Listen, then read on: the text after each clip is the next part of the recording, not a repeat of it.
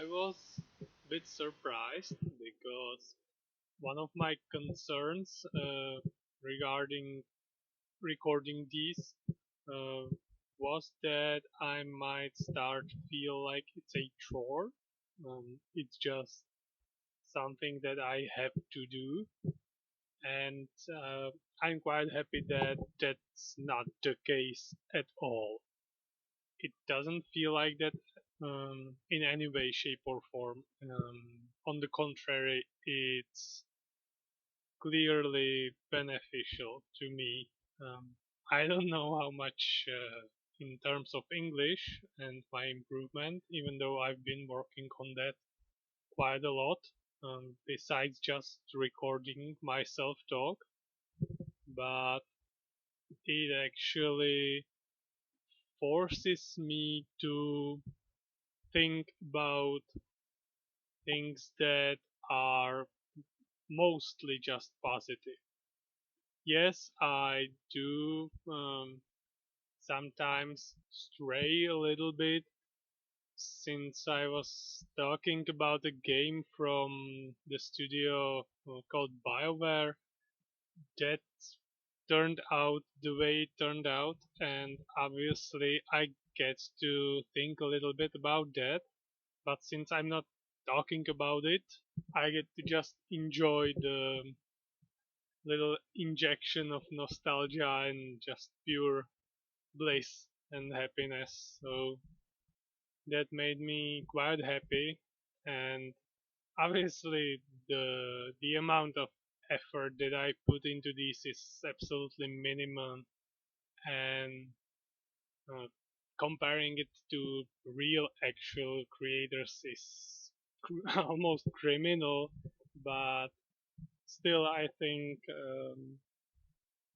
for me it was a good idea to start doing these, and the more I thought about it, the more I realized that I do have things to talk about, and I will be able to continue for quite a while. I wanted to mention just a little bit, last bit, seriously, about Neverwinter Nights and how that when I was a child, I got a lot out of that game, mostly because of the gameplay and mostly because my requirements back then were quite low, since Neverwinter Nights was one of the very first games that I've ever played at all. And on the other hand, when I played the game when I was older, an adult, it still offered a lot of entertainment and actually made me think about consequences of some of the actions that I took in the game, because it definitely tackles some quite heavy themes, heavy topics that a small child cannot really understand or comprehend properly. So I wouldn't really call Neverwinter Nights a game that is appropriate for children. On the other hand, there is no graphic, pretty much violence, since it's an old game. You don't really get to see much, but the stories are so well constructed that I feel that I'm getting out of it even more than when I was a child. I wouldn't have stuck with it for 20 years, or not exactly that. I've played it for the first time a short while after its release, but still, it's been a very long time, and I'm still very happy to replay the game. Now, I felt slightly nervous actually, since the decision to talk about Neverwinter was just spontaneous, but now I have to pick something else. and I did that actually during the recording of one of the videos, one of the previous ones, and I came to a conclusion that I would like to talk about something that was very important during my childhood that made me very happy and that to this day means quite a lot to me, even though I haven't really came into contact with it for a rather long time, small exceptions, and that's a children's comic book. Um, that was the first medium it appeared in, and then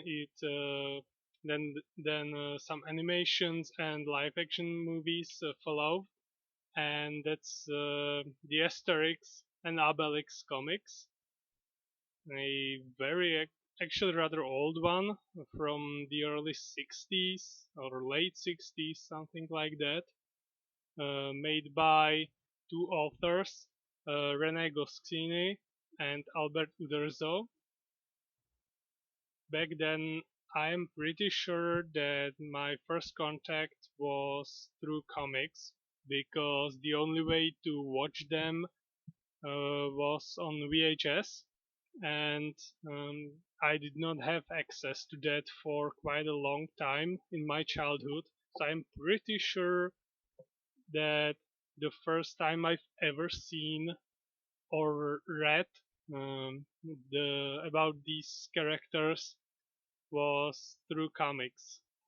So it was also probably my first ever contact with comics at all, since I've been reading from a very young age, uh, almost too young, but comics were not exactly something that was popular in my country, or at least not nearly as much as it is, for example, in America or in case of mangas in Asia.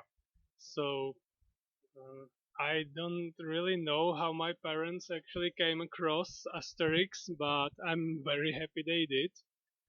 I am not exactly sure how I will tackle these videos from now on. I'll definitely focus on all three of those variations of the works.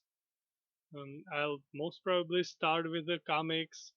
There are some animated movies that I love dearly, even though I haven't really seen them in a long time. And then there is one especially, the live action Mission Cleopatra, that is to this day one of my favorite movies of all time. So I'll definitely take my time and properly cover that. Obviously, not as a review or anything like that, but mostly just a trip down the memory lane, since that's the one movie that I actually rewatch quite often. It's still being played on the normal TV in my country to this day, and it's very beloved movie, I would say, even amongst the older and the younger generations. So I'm very happy about that. Small introduction to what Asterix is about.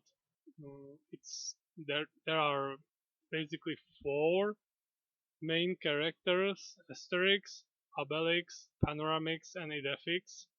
Um, the two most important characters would be Asterix and Obelix, who are warriors of a small village that is still resisting um, Julius Caesar attempt to completely conquer Gaulia. And then there is the druid Panoramix, who is responsible basically for the fact that they are still able to resist the conqueror because he is able to prepare a potion that allows for superhuman strength for a period of time. And the last one is a small dog that belongs to Obelix, who's called Idefix, and he's basically a mascot of this series, of this story.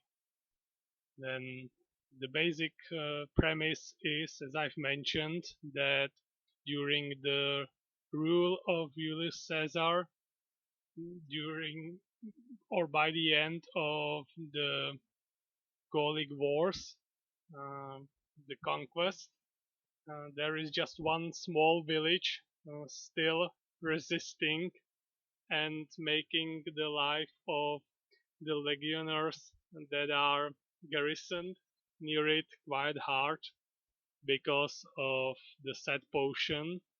And then our heroes go on adventures either near the village or in Golia or all the way across the world. As I've mentioned, Mission Cleopatra that takes place in Egypt, so they definitely are quite well traveled. And then we get to meet some re- recurring characters like mentioned Julius Caesar, some of the leaders, captains of the legions that are stationed near the village are repeated offenders in this series. Then, then the villagers, obviously they carry their own weight. There are some like a bard that's completely tone deaf, then the village chief, then the village beauty, and other characters that I'll get more into detail when I go through the comics and the movies. So this is really the epitome of my childhood. So I'm very happy to talk about this, something that even when I was just a small child, completely unaware of how the world works, this made me very happy. So hopefully, um, talking about it will get get me back to those years and also allow me to improve my English and my mood.